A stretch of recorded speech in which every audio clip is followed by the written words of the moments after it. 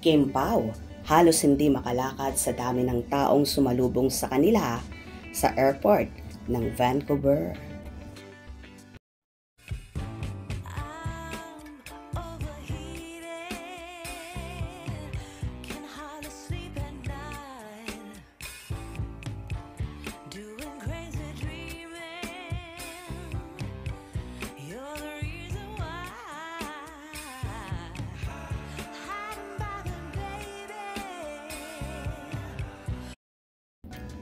Dumating na sa Vancouver, Canada, ang Kim Pao Love Team.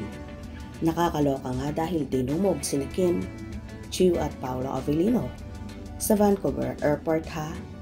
Napuno nga ng Kim Pao fans ang airport at lahat sila ay excited na makita sina Kim at Paolo.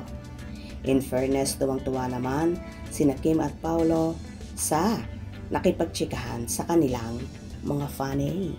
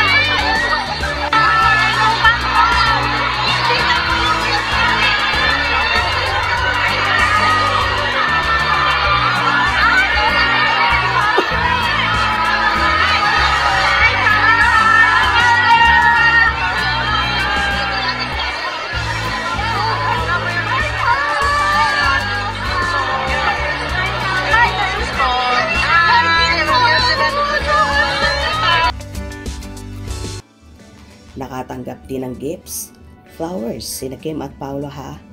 Inulan talaga sila ng regalo mula sa kanilang fans. Super thankful nga ang Kim Pao sa ginawang pagsalubong sa kanila ng mga fanny. May dalang placard pa nga ang iba para ipakita ang sobrang pagmamahal nila.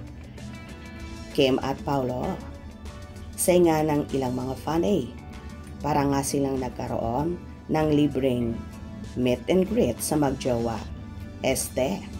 Magka-love them. Ha ha ha ha.